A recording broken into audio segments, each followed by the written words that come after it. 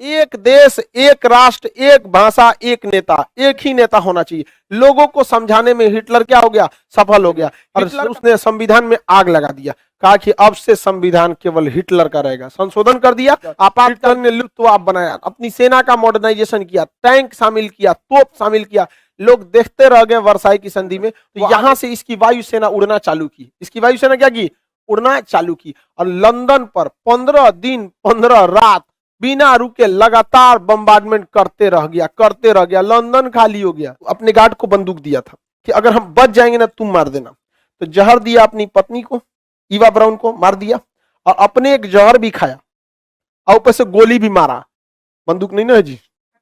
देखिए, अंग्रेजों की एक स्ट्रेटेजी रही है, सबसे पहले वो कल्चर पे अटैक करते हैं, सबसे पहले कल्चर पे। आप देखिएगा, इंडिया में आए, जीन्स, स्कर्ट, टी शर्ट, ये सब कौन लाया, सब अंग्रेजों ने लेके चले हैं सब। यहाँ पे वो कल्चर पे अटैक करते हैं। और जवाहरलाल नेहरू ने भी कहा था, किसी सभ्यता को चौपट करना है, सबसे पहले क्या चौपट करो, कल्चर का, कल्चर पे चौपट करना चाहिए। आज किसी को देखिए धोती कुर्ता पे मजाक समझा जाता है, हम कहियो धोती कुर्ता पहन के चलेंगे तो मजाक बन जाएगा। तुर्की के खलीफा मुस्तफा कमाल पाशा को तुर्की का राष्ट्रपति बना दिया गया। तुर्की के राष्ट्रपति जब इन्हें बनाया गया तो इन्हें कहा गया कि भाई आप धार्मिक शिक्षा के स्थान पर आप साइंस वगैरह को पढ़ाई दीजिए। उस समय मुसलमानों ने बहुत विरोध किया था, क्योंकि मुस्तफा कमाल पाशा को आता तुर्क कहा जाता है। इन्होंने मदरसों को स्कूल में बदल दिया था, बहुत सारे मदरसे जो थे उसको स्कूल में बदल दिया। इसका बहुत विरोध हुआ, जिन्ना भी विरोध किया था। बाद में पाकिस्तान का जब निर्माण हुआ तो पाकिस्तान ने कहा गलत बात है यहाँ पर। आज तुर्की जिस वजह से, आज देखिएगा ड्रोन जो होता है ना बिना पायलट के जहाज में, चाइना के बाद लीडिंग कंट्री बन चुका है ये आपका तुर्की। अब तुर्की के ही ड्रोन से क्या हुआ था, अजरबैजान और आर्मेनिया की लड़ाई में अजरबैजान जीत गया था। तो आधुनिक तुर्की के जनक किसे कहा जाता है, मुस्तफा कमाल पाशा। तुर्की का विभाजन कर दिया सेवर्स की संधि के द्वारा, तुर्की का विभाजन कर, लेकिन विभाजन क्या हो गया, रद्द हो गया।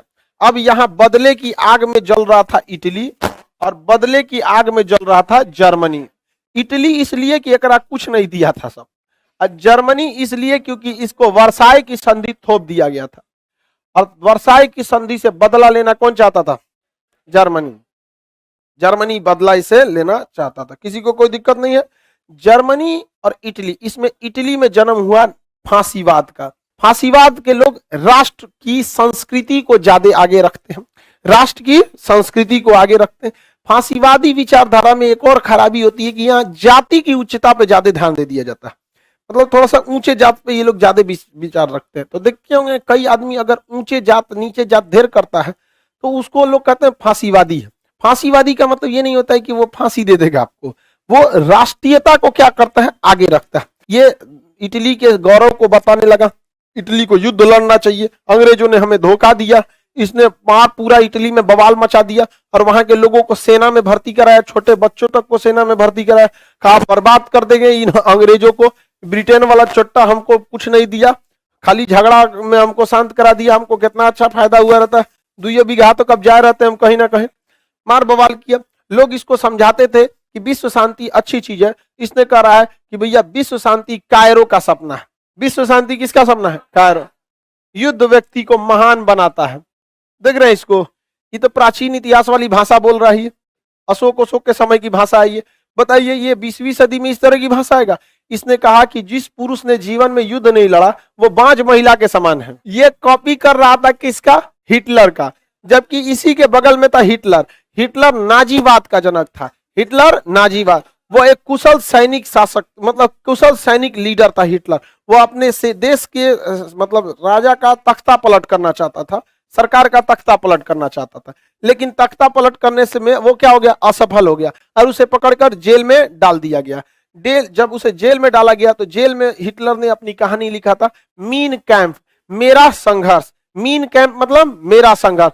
बाद में ये जेल से रिहा हुआ था। रिहा होने के बाद इसने अपनी पार्टी बनाई, नाजी पार्टी। कौन सी पार्टी, नाजी। और इसने लोगों से कहा कि तुम्हारे देश का जो राजा है ना, जो सिंहासन संभाल रहा है, प्रधानमंत्री है, जिसे चांसलर कहते हैं, ये कायर है। इसने कैसे वर्साई की संधि को स्वीकार किया, कैसे ये अपना कोयला फ्रांस को दे रहा है, ऐसा नहीं हो सकता है।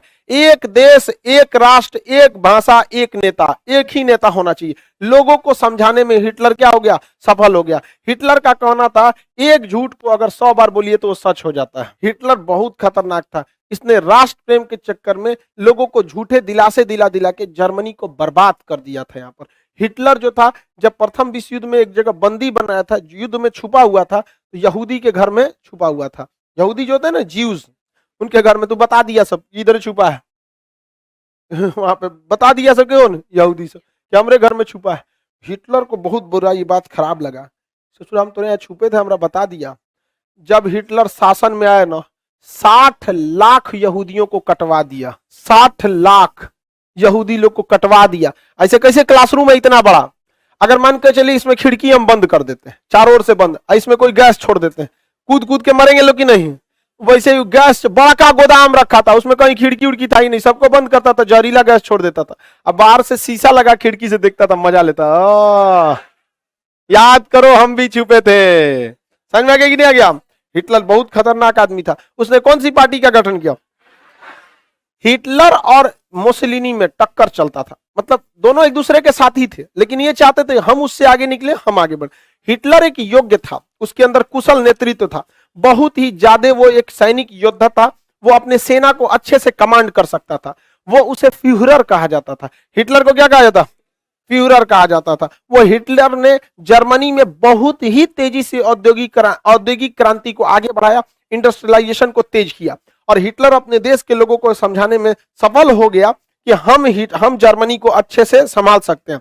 अचानक वहां इमरजेंसी लगा दिया गया, राष्ट्रपति को क्या कर दिया गया, हटा दिया गया, और उसने संविधान में आग लगा दिया। कहा कि अब से संविधान केवल हिटलर का रहेगा। संशोधन कर दिया। आपातकाल की व्यवस्था हम कहां से लाए हैं, जर्मनी से। आपातकाल में सरकार आपकी राजा का रूप ले लेती है। जर्मनी में उसने आपातकाल को क्या कर दिया, लागू कर दिया। वर्साई की संधि में कहा गया था कि जर्मनी की सेना 1 लाख से ज्यादा नहीं होगी, इसने 1 लाख से ज्यादा सेना बना दिया। इसने कहा था कि वायुसेना नहीं रहेगी, इसने तगड़ा वायुसेना बनाया। इसकी वायुसेना का लुफ्तवाफ कहा गया। क्या कहा गया, लुफ्तवाफ कहा गया। इसकी वायुसेना क्या कहा गया, लुफ्तवाफ। और हजारों की सेना में इसने वायुसेना बना लिया, और पायलटों की बहुत भर्ती किया। हमेशा एक जहाज 10 पायलट रखता था, ताकि कोई एक जख्मी हो गया, तबीयत खराब हो गया, स्वास्थ्य सही नहीं है, तो जहाज नहीं रुकना चाहिए। इसके पास जहाज और पायलट की कोई कमी नहीं। लुफ्तवाफ कहां के एयरफोर्स को कहा जाता है, जर्मनी की। हिटलर ने लुफ्तवाफ बनाया, अपनी सेना का मॉडर्नाइजेशन किया, टैंक शामिल किया, तोप शामिल किया। लोग देखते रह गए। वर्साई की संधि में वो आगे बढ़ता जा रहा था, बढ़ता जा रहा था। इसने पनडुब्बियों को बनाया, पानी के अंदर चलती है पनडुब्बी, जिसे उसने यू बोट्स कहा था। सबमरीन को क्या बोला, यू बोट्स। सबमरीन को क्या कहा, यू बोट्स। ये पानी के अंदर चलती थी और दुश्मन के जहाज को मार देती थी सब। जर्मनी की ये सबसे बड़ी ताकत थी, ये उसकी पानी में उतरने वाली पनडुब्बियां, और ये दुश्मन के किसी भी जहाज को डुबा देती थी। हिटलर अब पूरी तरह से तैयार था युद्ध लड़ने के लिए। अब उसने सबसे पहले कहा कि अब निपटाना किधर से है। उस ससुरा सोचा कि सबको कब्जा करेंगे। क्या करेंगे, सबको कब्जा करेंगे। उसने एक दिन में मारा फ्रांस पर कब्जा कर लिया, और वहां के राजा को पकड़ के वहां के और ट्रेन में बैठा के साइन कराया था, लिख कि हम क्या हैं, फ्रांस पर किसका कब्जा हो गया, जर्मनी का कब्जा हो गया। और ले गया इनको, जानते हैं कहां, उसी वर्साई के महल में, जहां वर्साई की संधि की गई। वर्साई की संधि में ले गया इनको, पकड़ के बैठाया, कहा कि लिख जितना कोयला ले गया है 10% ब्याज जोड़ के वापस करेगा। जितना तुमको मारने में खर्चा लगा है फ्रांस वापस देगा। पूरा वर्साई की संधि का बदला लिया कौन, हिटलर। और जब मारा इनको न, तो इनको बचाने आया था इंग्लैंड। इंग्लैंड की सेना को यहाँ नारमंडी नामक जगह पे घेर लिया। अब चारों ओर से थी क्या चीज, ब्रिटेन की, जर्मनी की सेना। अब बीच में बचाने आई थी कौन, इंग्लैंड की सेना। वो नारमंडी नामक जगह पे क्या हो गए थे, घिर गए थे। नारमंडी नामक जगह पे क्या हो गए, घिर गए थे। और यहाँ पर इंग्लैंड को हालत खराब हो गया। उसके वहां लगभग 50,000 सोल्जर फंसे हुए थे, इनको निकालना नामुमकिन हो गया था। अब इंग्लैंड क्या करे यहाँ पर, और यहां से जर्मनी की वायुसेना लगातार इस पर क्या कर रही थी, हमला। अब तक ये केवल नॉर्मल ही चल रहा था। जर्मनी ने सोचा था कि हम लोग इस पे कब्जा कर लेंगे, फ्रांस किस पर, ब्रिटेन पर। तो यहां से इसकी वायुसेना उड़ना चालू की। इसकी वायुसेना क्या की, उड़ना चालू की, और लंदन पर 15 दिन 15 रात बिना रुके लगातार बम्बार्डमेंट करते रह गया। लंदन खाली हो गया, इतना बम मारा जिसका कोई हद नहीं। इंग्लैंड, लेकिन यहां एक तो गलती हो गया था, समझिए क्या। इधर इंग्लैंड की वायुसेना जर्मनी में बम गिराती थी, जर्मनी की वायुसेना इंग्लैंड में बम गिराती थी। जर्मनी के पास पायलट्स ज्यादा थे, दोनों के पास जहाज सेम थे, लेकिन ब्रिटेन के पास पायलट कम थे। इसके पास पायलट ज्यादा थे, जहाज दोनों के पास जहाज सेम थे, उसके पायलट कम थे। इसके पायलट एक आराम करता था, दूसरा उठता था, दूसरा हमेशा बम गिराते रहता था, उसके पायलट कम था। द्वितीय विश्व युद्ध में एक एक पायलट बिना सोए 2-2 दिन तक जहाज उड़ाया है। ब्रिटेन की सेना इतनी परेशान थी, ब्रिटेन की फौज, उसके पास वायुसेना थी ही नहीं। यही वजह है कि जब लिनिथगो द्वितीय विश्व युद्ध में कहा था कि हम हेलीकॉप्टर से क्या करेंगे, गोली चलवाएंगे, तो गांधी जी कहते करो या मरो। गांधी जी को पता तोरा लगे पायलट है ना, लंदन बचेला कहते तुम यहाँ आके मारेगा हमको। 1942 में जो बम्बार्डमेंट किया हिटलर, इन लोग को तबाह करके रख दिया था। हिटलर जब यहाँ बम्बार्डमेंट करना चालू किया तो एक गलती हो गई हिटलर से। हिटलर ने कुछ रेसिडेंशियल एरिया जहां पर मतलब फौज नहीं रहती, आम पब्लिक रहती है, वहां बम गिरा दिया, जिससे इंग्लैंड की वायुसेना आके हिटलर के रेसिडेंशियल एरिया में क्या कर दी, बम गिरा दी। अब हिटलर गुस्सिया गया और आदेश दिया कि पूरे लंदन को उड़ा दो, तो लंदन को उड़ाने लगा सब इसकी वायुसेना। इस बीच ब्रिटेन की एयरफोर्स को आराम करने का मौका मिल गया। उसने कह दिया पब्लिक को कि अंडरग्राउंड भाग जाओ, और ये 3 दिन तक ब्रिटेन की वायुसेना आराम से सोई, इंतजार की, क्योंकि वो वायुसेना पे हमला नहीं कर रहा था, अब लंदन पे हमला कर रहा था। तो इसकी वायुसेना आराम करने लगी, और जो आराम करके लौटी ना, तब आधा रास्ता लौटते लौटते हिटलर की वायुसेना को खत्म कर दी। ये हिटलर को पहला झटका लग गया। यहाँ पर इधर फ्रांस तो बर्बाद हो गया था, इधर इटली का डोमिटो मुसोलिनी खुश हो रहा था। युद्ध व्यक्ति को महान बनाता है, मारो, हमला करो, इस ससुरा लड़ा दिया इसमें इसमें जहां तहां पर। डोमिटो मुसोलिनी की जनता जानती थी ये हिटलर नहीं है, हिटलर को देखा देखी ये होशियार बन रहा है। इसकी देश की जनता इसी को दौड़ा दी, किसको, मुसोलिनी को। ये बेचारा भागने लगा, हमरा का दौड़ा रहा है रे, युद्ध करने के लिए बोले तो हमरे से करेगा, और घींच के इसको तमाचा मार के मार डाली। डोमिटो मुसोलिनी को कोई विदेशी नहीं मारा है, उसी की देश की जनता उसको तमाचा मार के क्या कर दिए, मार दिए। हिटलर बैल था, यहाँ वो चाहता था रूस पर हमला करना। अब रूस इतना बड़ा है जिसका कोई हद नहीं, और हिटलर को पता था कि ठंड के दिन तक मॉस्को अगर कब्जा नहीं हुआ तो इतना ठंड पड़ेगा कि मॉस्को में कोई लड़ नहीं सकता। तो इसने सोचा कि मॉस्को जाएंगे तो इसे थोड़ा इधर भाग जाएगा, ठंडी से पहले हमला हो नहीं पाएगा, तो सोचा कि इनको इधर बुलाते हैं। तो हिटलर ने कहा कि देखो इधर आओ, रूस इधर आओ, हम हमला करने जा रहे हैं पोलैंड पर। इसने पहले ही पोलैंड पर क्या कर दिया था, हमला कर दिया। तो कहा कि देखो हम पोलैंड पर हमला करेंगे, तुम चुपचाप रहना। तो रूस का कहा है, कहा कि तुम ही को दे देंगे, बदले में तुम हमको अनाज दे देना। तो इसने कहा हमला किया पोलैंड पर, रूस कुछ बोला, बदले में रूस ने क्या दिया, अनाज। इसकी सैनिकों को अनाज की, कोई रूस के पास खेती का बहुत बड़ा जमीन है, 10 साल का अनाज भर लिया, कौन, जर्मनी भर लिया अनाज यहाँ पर। अब पोलैंड पर कब्जा किसका हो गया, जर्मनी का। जर्मनी ने कहा रूस को कि देख भाई तुम सब लोग यहीं आ जाओ, लोग इसको कब्जा करो, जरूरी है, भाग जाएगा तब। बकलोलवा रूस चल आया यहाँ पर, 30 लाख सैनिक रूस के मरा है प्रथम विश्व युद्ध में। अभी तक इबाला को समझ में नहीं आया, कहां चल आया, पोलैंड पर। इंतजार कर रहा था कि आओ लोग पोलैंड पर। जैसे ही पोलैंड पे आए वायुसेना से हमला कर दिया इसके ऊपर, बहुत मरा गए सब रूस के सैनिक, पूरी तरह से क्या हो गए, टॉर्चर हो गए सब यहाँ पर, पूरी तरह से रूस के सैनिक यहाँ घिर गए सब। लेकिन दिक्कत ये हो गया ना कि रूस ने जो बोला था कि हम ठंडी से पहले मॉस्को कब्जा कर लेंगे, ये नहीं बोलना चाहिए था उसको। वो भाप गया कि जर्मनी को ठंड से डर लग रहा है, क्योंकि ठंड में आप नहीं लड़ सकते, बहुत ज्यादा। आपके जम्मू कश्मीर में लड़ लेंगे, इतना बर्फ जमल रहता है, दिखाइए नहीं देगा उतना दूर में क्या होता है। एयरफोर्स का देख रहे हैं हमारे बिपिन रावत सर का, मौसम खराब होने की वजह से जहाज क्रैश कर गया, वैसे ही हाल होगा सबका, एयरफोर्स काम ही नहीं करेगी। अब रूस को लग गया कि ससुरा ठंडी से डर रहा है, इसलिए इसको क्या करो, घेर के रखो। रूस ने अपनी सभी सेनाओं को इधर उधर बिखरा दिया, कहा कि देखो युद्ध तुम्हें जीतना नहीं है, उलझा के रखना है। तो गोली मारता था सब, तनी इधर भागेगा उधर भागेगा। इसी में जर्मनी की सेना पूरी तरह से क्या हो गई, उलझ गई, और ठंडी तब तक क्या हो गया, आ गया। इसने 3 महीने तक रूस ने किसको उलझा दिया, जर्मनी। इधर से ब्रिटेन क्या कर दिया, धो दिया। इधर से ब्रिटेन क्या कर दिया, इधर ब्रिटेन जर्मनी के ऊपर बम्बार्डमेंट करने लगा यहाँ पर, तो थोड़ा थोड़ा इधर भी भारी पड़ने लगा। जर्मनी ने फिर गलती किया, इसने अपनी नौसेना को कह दिया ये सब जीत के लाओ, सब ये कब्जा करेगा। तो ऊपर के देशों को हमला करने के लिए किसे भेज दिया? नौसेना। और वो सब मार के इसकी आधा नौसेना गिरा दिया सब। तो ऊपर कब्जा करने में कौन चल गया? नौसेना। इधर से धो दिया इनके वायुसेना को कौन? ब्रिटेन। ब्रिटेन धो दिया। तो इनके पास आधी वायुसेना बची है, आधी नौसेना बची। और उधर ठंडी का दिन आ गया। ठंडी के दिन में जर्मनी ने 2 लाख सैनिक को घुसा दिया उधर यहाँ पे। और तब तक वो तो इंतजार कर रहे थे ठंडा पड़े। इतना ठंड पड़ा, -40 डिग्री, जितना जर्मनी के सैनिक कभी देखे नहीं थे सब। जर्मनी के सैनिक बंदूक ले लेके जम गए सब, ऐसे स्टेच्यू बन गया सब। और रूस वालों को तो आदत था, जो जिस एरिया का रहता है उसको क्या रहता है? आदत रहता है। अब हिटलर चारों ओर से फंस गया। इधर उसकी मरा गई थल सेना, इधर कौन मरा गई? थल सेना। इधर मराई, इधर मरा गया कौन? मरा गया? वायुसेना। अब इसकी बच गई थी पनडुब्बी। इस ससुरा ने क्या किया? अमेरिका के ऊपर बम गिरा दिया जापान जाके। अमेरिका का एक द्वीप है हवाई द्वीप। कौन द्वीप है? हवाई द्वीप। यहां अमेरिकी की नौसेना थी और अमेरिका का नौसेना का केंद्र था पर्ल हार्बर। क्या नाम था? Pearl Harbor.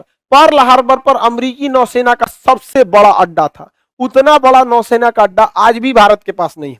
पर्ल हार्बर पे इतना भयानक अड्डा था वहां पे। उसकी नौसेना, पनडुब्बी, पानी वाली जहाज, 40 ठो पानी वाली जहाज थी, सब डिस्ट्रॉयर थे सब। भारत के पास आज भी 40 गो नहीं है। उसके पास इतनी ज्यादा थी सब। जापान ने देखा कि बहुत आगे निकल जाएगा, तो जापान के रक्षा विशेषज्ञों ने कहा कि अभी जापान के पास जितनी नौसेना है उतनी ही नौसेना किसके पास है? अमेरिका के पास। तो हम आगे बढ़ने के लिए यही रास्ता है कि हम अपनी नौसेना को तेजी से आगे बढ़ाएं और उसके ऊपर पहले बम मार दे। करेगा कौन चीज? अचानक मार देते हैं। जर्मनी में और इटली, जापान में दोस्ती था। इसने किसको बोला? जापान। जापान किसको बोला? जर्मनी को। जा रहे हैं मारने, तो कहा मार मार मार उसको। यार बिना मतलब, उसको पता भी नहीं था। सुबह 7 बजे आए सब, पानी वाला एयरक्राफ्ट कैरियर लेके, उसके ऊपर 200 जहाज लेके आए थे सब। 7 बजे अचानक हमला किए सब, 10 बजे तक निपटा के चल दिया सब।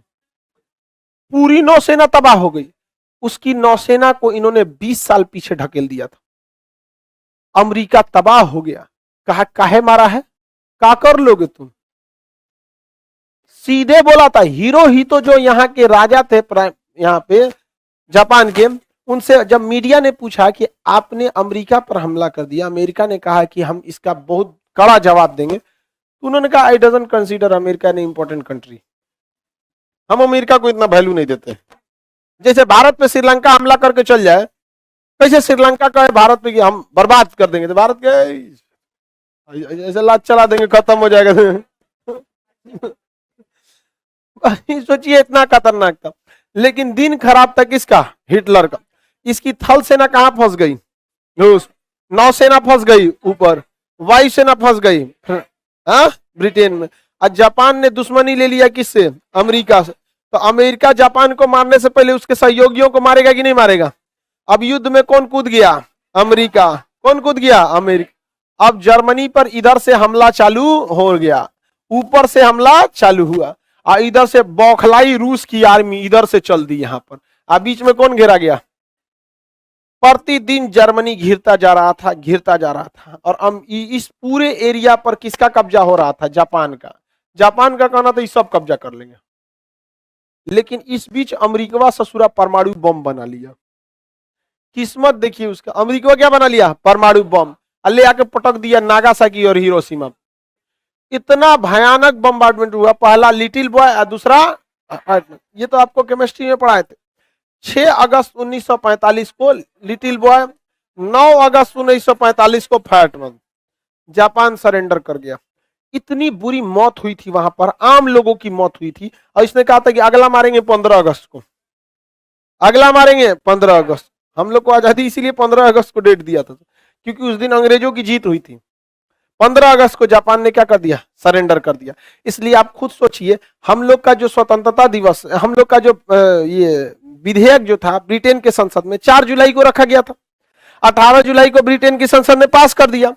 18 जुलाई को स्वतंत्र काहे नहीं किया? 15 अगस्त को किया, क्योंकि उस दिन अंग्रेजों की क्या थी? जीत। उस दिन खुशी का दिन था। और उस दिन भारत को आजाद करते सब, तो थोड़ा सा चल जाता है कि भाई पूरी दुनिया पे जीते थे द्वितीय विश्व युद्ध, भारत को आजाद कर दिए, तो क्या दिक्कत है? नहीं समझे? कभी खुशी कभी गम वाला हो जाएगा। नहीं तो अगर किसी और दिन आजाद करते सब, तो उस दिन वो केवल शोक मनाते सब। तो बड़े सुख के समय क्या हो जाता है, छोटा चीज रुक जाता है। कुछ ने सुसाइड कर लिया क्योंकि उनको पता था कि ससुरा पकड़ाएंगे तो बड़ी बुरा मारेगा। और रूस की सेना जर्मनी में घुस गई, बर्लिन के अंदर, और बंकर तक पहुंच गई जहां कौन था, हिटलर। हिटलर की जो प्रेमिका थी ईवा ब्राउन, उससे कहा कि चलो अब शादी कर लेते हैं। तो ईवा ब्राउन से उसने क्या कर लिया, शादी कर लिया, और ईवा ब्राउन को जहर दिया और खुद को गोली मार लिया हिटलर। और अपने गार्ड को कहा था कि, अपने गार्ड को बंदूक दिया था कि अगर हम बच जाएंगे ना तुम मार देना। तो जहर दिया अपनी पत्नी को, ईवा ब्राउन को मार दिया, और अपने एक जहर भी खाया और ऊपर से गोली भी मारा। बंदूक नहीं ना है जी। एक आदमी मारा गया था इसी तरह, समझा रहा था कि ऐसे मार दिया, राइफल लेके समझा रहा था, मार लिया यहीं से, बंदूक नहीं ना है। अभी बहुते बैच पढ़ाना है।